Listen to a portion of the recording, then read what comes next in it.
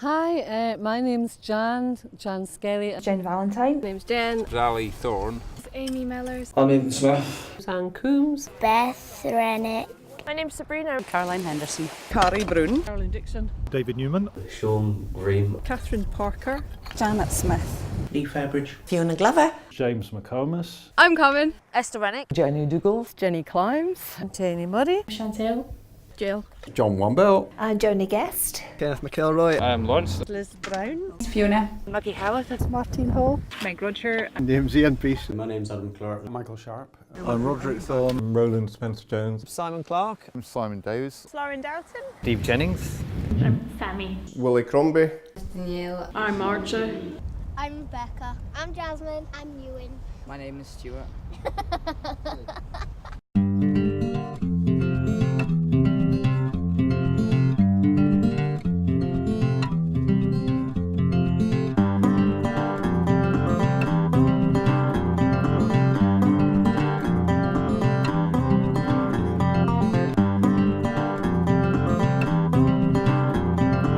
Well, I'd say without doubt my favourite bit of the project was the interaction I had with other interested people. There were not only members of NOSAS who I already knew, but there was also the members of Wonderful Scape, who were absolutely fabulous human beings. And there were also other interested people who came along to the two-day training and drawing session who I got to know, and from a variety of different disciplines and experiences, and it was that was a fantastic experience for me. And it gave you the opportunity to learn about your local stuff. So I learned things about, as I say, from South Queensferry. I lived here all my life, but I learned things that I didn't know about the harbour when it was built, and the series of 4 piers on the south side. One of the most enjoyable parts was, you would survey a site, and then you would go home and you would look up stuff about it. You would research it, and you would learn all kinds of new things that you hadn't heard before. Everything that we did up on the fort itself, the actual physical work, that was really good. Oh, I enjoyed everything really. It's been great to be with a group of people, and it's been great to get outside again and be in an environment where it's so rich, and it's just been great to be able to use the skills I've got to put them to good use and to pass some of them on too, I hope. Well, I think probably the bit which is nearest to home, which is the Embo boats, because it's near home, and we've done a bit of survey work, a bit of excavation-ish work, and a lot of planning, which has given me a good insight in how to do these things. Out of those, what would you say your favourite part has been? Playing around in the mud. And we've loved all the ways that you've increased our knowledge, but also going to all the conferences and things have been a real experience, meeting lots of people doing other projects. I think that was great to know that we were part of almost a Scottish, you were doing something wonderful in Scotland. I suppose the wonderful feedback. We actually have great access to the people involved, and that really makes it worthwhile. And you can maybe find a new site and go onto the system, add the site to the system, and there's your spot. It's instantly there, it's in seconds. It's there. And the pictures, the images that you can put on explain the story well, and people can then revisit it, and they can add their own section to the same results. So it's a really good way, interactive way for the community involvement. I suppose it's taking on sort of a responsibility for some of the sites up here and getting to know them better too, and seeing how they've changed over the past few years. One of the things that my husband and I, we both got involved in this, both did the training, and one of the things that we love doing and have always loved doing is travelling around the northwest of Scotland, going along the coastal sites, taking out the Ordnance Survey map and having a look and seeing what's about in the landscape. Using the app that came as part of this allowed us to look at these maps and I suppose go for a walk with a purpose. And it really meant that when you go from looking at just a beach landscape, that yeah, you can see there's a couple of ruins, to actually starting to understand that people lived there, they worked there. And I think that was a great part of it for us. It just brought the landscape alive. Personally, I've been involved in different aspects of it, particularly in filming the antiquaries who came along at the end of the 19th century, and we did a reenactment of their discoveries, James Young Simpson and John Drummond, and various others, Christian McLagan, and there was a whole bunch of us, who made a silent film, with the help of SCHARP. It was terrific. I think the bit that I've enjoyed most about being part of SCHARP is actually meeting you guys and coming round to the office with all our pictures and seeing them come together on the screen. The flying was good fun too. The flying was challenging, it was good fun, but I think meeting the crew at SCHARP was great fun as well. The main thing was, I think, being able to tap into expertise that we would never, ever, ever have been able to do. I met people who were exciting and had done things and I learned from them. I also found it really, I suppose, stimulating, because we had this thing in the town and it was something which we as a community could get involved with, but at the same time having the ability to actually spread ourselves and meet other people and just take the message that we thought we were fabulous to everybody else and get the support. As part of my walking around our local coastline, I came across a really lovely old harbour. So this is Munlochy Bay Harbour, at the back of a quarry, and the quarry was used to cut stone that then made Fort George. It's very difficult to get to now, and it was absolutely delightful. It's my little jewel. And I've taken groups of people there since, and I've just written it up as a blog for our Archaeology Society. Just such a great bunch of people to be involved with, and so knowledgeable about. Archaeology is not my own discipline, so I've learnt an awful lot by hanging around with people who do know about these things and learning so much as I go along. And just the enthusiasm they bring.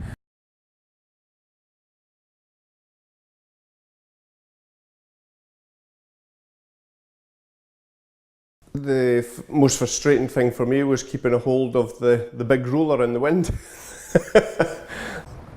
Not particularly. The app could be troublesome sometimes, but other than that, no, there wasn't. It's all improved a lot since we first started using it, and I think we all got quite a lot better at it as well over the years. Well, most difficult was definitely getting to grips with aerial photography. That was a real challenge for us. It's not something that any of us had done before. I didn't know anything about cameras, I didn't know about shutter speeds and aperture priorities and light levels and all that, and it was a steep learning curve. And I'm sure that some of the first efforts that we gave you were not really up to scratch, but you were too kind to say so. But I think the latter ones were probably getting better and were quite good. Most frustrating part is probably the fact that I'm not technological, and so I don't have an iPhone or anything, and so I've got to really make a point of going onto the computer to record anything. The only real sort of difficulties or frustrations that I had for the project was the fact that the app didn't have Windows Phone support, so I had to actually basically download PDFs of the shore update files, which were very helpfully produced. It would have been a lot easier if I'd had an Android or iPhone. I found the actual physical weather conditions were not terribly conducive. It was February, it was cold and windy, I remember my fingers getting very numb, but we kind of got through that and got over it, and that itself was made it a useful exercise in knowing you can overcome weather conditions and get on with the job.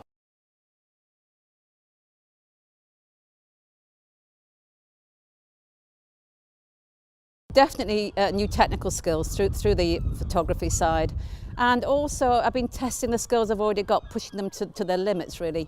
I mean, I've done a lot of manuscript research, but having to look at the archaeological research side has been fascinating.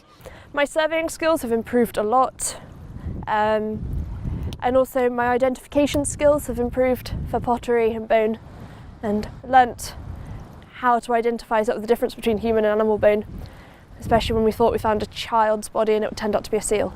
No, revitalising skills. No, skills that had been dormant. Bring them back to life, like speaking in public, for example, and stepping out into the limelight and letting people know, really, that this is, a treasure. It was quite a good way to learn some skills and techniques that I hadn't heard before, especially when we had the training sessions. I went to two of them, and one in Harrington, the other one was out in Aberlady, and also I went to the conference in Glasgow with the SCHARP Trust and various other people.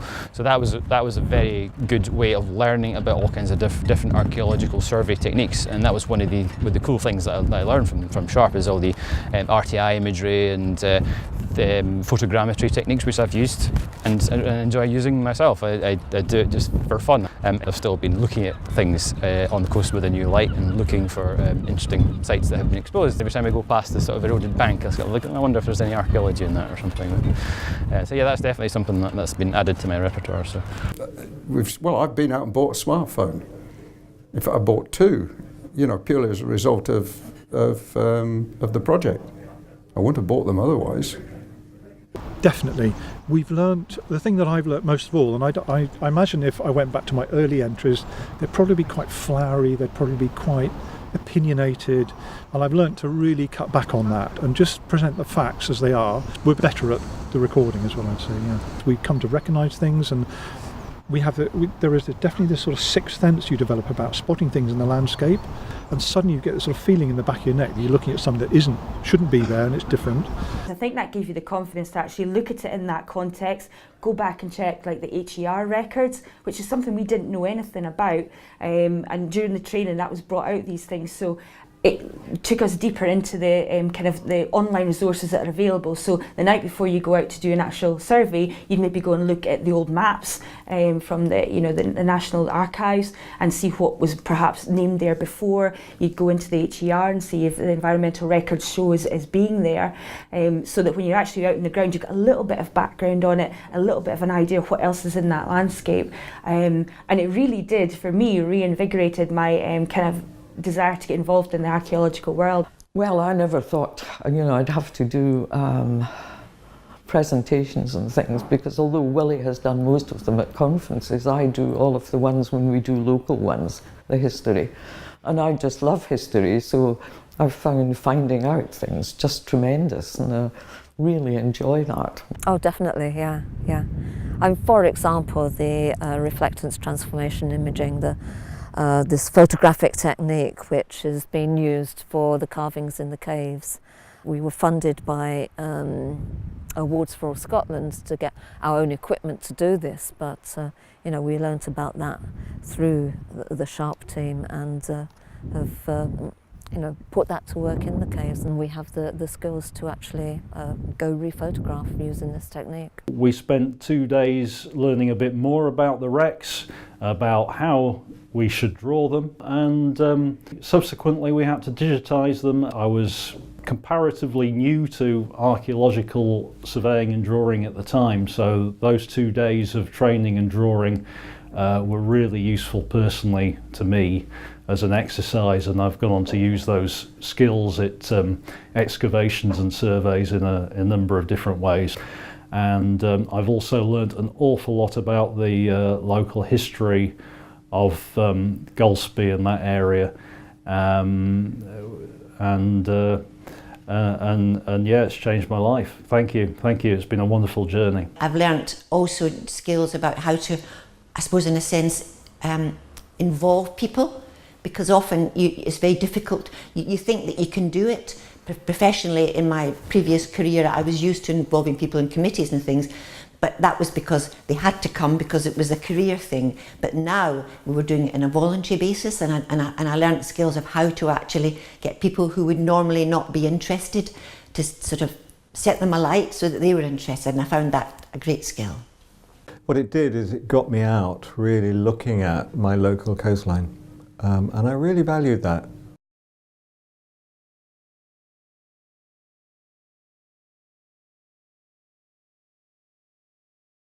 I think it's extremely important that you carry on this work. I think the historical background of Scotland and the geological background as well depends so much on it. And at this time of climate change, I think it's vital that we keep close tabs on what's going on our coast. I think one thing that SCHARP really sort of prioritises, or my perception is that, you know, getting involved with local people who want to do things in their own area. And I think that's the only way you can get these to, you know, get an ongoing protection for such places. This sort of work is essentially rescue archaeology. I think it needs to be given a high priority. So, yeah, that's partly why I'm involved in it. Yeah, and if you like, the sea is doing the first step for us. You know, it's uncovering these sites. So, yeah, it'd be irresponsible not to do something about it.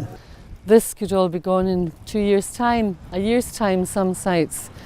So if it's been monitored and if the community are involved in the monitoring, it gives them ownership of their own archaeology and their own history.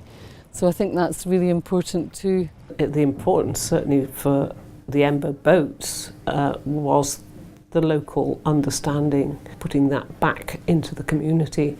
I think too that if people take ownership of their own thing in their own area, it gives them a great feeling of pride, and also it gives them to look outwards rather than just sort of being very insular. And I think that's why a project like this is fantastic. We're very involved with the schools. It means then that this project, it doesn't finish now. When with the schools, it'll continue. And I think that's what is most important. I think the SCHARP project is incredibly important in both teaching the wider community about the history of their local area, how people used to live in the past. I think that's an fantastically important thing to do, to make sure these important memories just don't slip away. And also as a way of bringing the community together. Anyone can learn to do a shore update.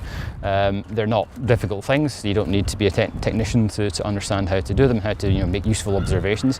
And that's a good way of just getting ordinary people who are not otherwise archaeologically inclined to get out and look at stuff in a new way and appreciate their local history. So I think projects are really critical, because without these, I think that a lot of some really important sites might be missed, or we might not capture what people locally are seeing when they walk their dog every day and seeing the changes that are coming with the environmental changes that that we're facing. Projects like this are incredibly important. We know that the cave site is at risk. It's right down on the shore, and it's subject to vandalism, subject to all kinds of detrimental things, but also it's the local knowledge, the local skills and knowledge, to bring those together to it and to ask other people. And people like being asked, they like being part of it, they like the involvement. I just wish that the scope of it was a bit bigger. So I'd like to see it covering the whole coastline.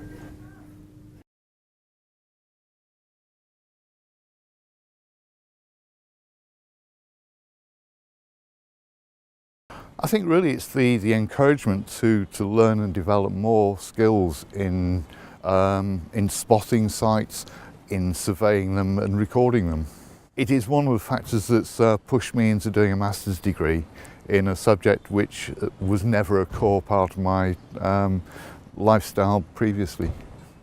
I think it's the values that SCHARP have promoted through this, of working through the community, and it's not just sort of those who have an archaeology degree or those studying for a degree. Anyone who has an interest in the history of where they are can be involved, and I think it's just important to try and get people to follow their hobbies. It's just bringing everyone together to do something that they enjoy.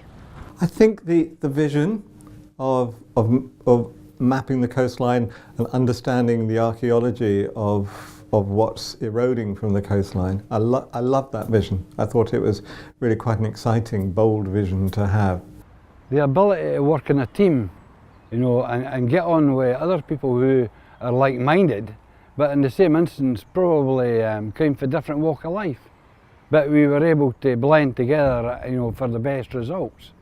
the most important thing I've taken away from it is the importance of coastal erosion and archaeology and the changes in the coastal landscape. I would have to say the research side has been fantastic. I was able to go down to the British Library and found some material that had been missing for many, many years. And from that we've been able to reproduce one of the fallen caves, the carvings within it, and that has been a tremendous achievement. I feel like I've given something back. When we did the most recent walk, we all ended up having a fish supper in Gospey. It was great. There were about 20 of us sat down for a fish supper. So it was a big social thing, and I think that's very important. I've actually found a new lease of life with this project, and I think that's been very useful. As you get old, it's rather nice to be involved in something else. Yeah, it's been great. I suppose I appreciate older people a lot more now for that and for their knowledge, and it often goes unacknowledged, I think, in our society. Yeah. So these projects really draw them out and make that knowledge available. It's great. Getting involved with SCHARP was actually almost got me into archaeology. It's just increased my enthusiasm and passion for archaeology, and I wish I was younger and I would have done it long ago. Knowing about the Zulu boats that I never knew about before. Never knew they existed. So something new and really quite dramatic, the fishermen of that time. If I were to think of what was most fun, it was making your films, because that was such a good laugh, and you know, just well, I love the chance to dress up and act silly, so that was just brilliant.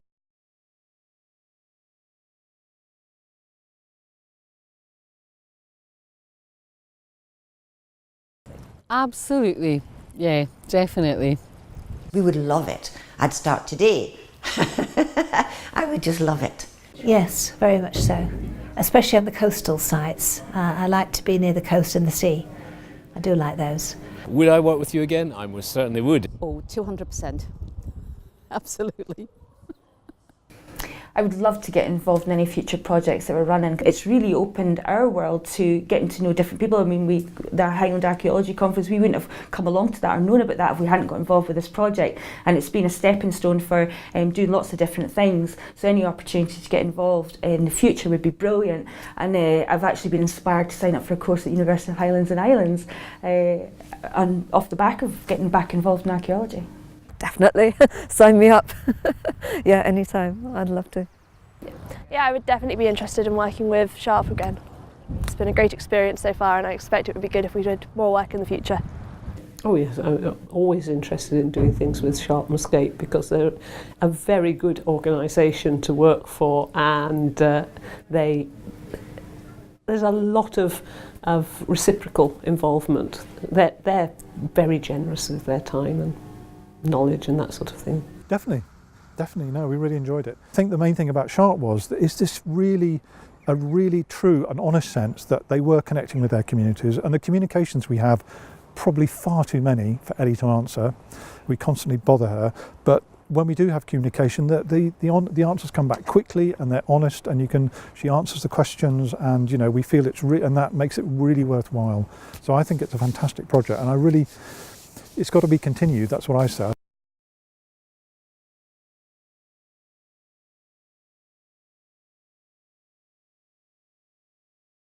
No advice, except your trips are too infrequent, so it would be better if we could have more contact with the people leading the projects, and we're quite isolated here, being so rural and being on an island, so it would be good to have more contact.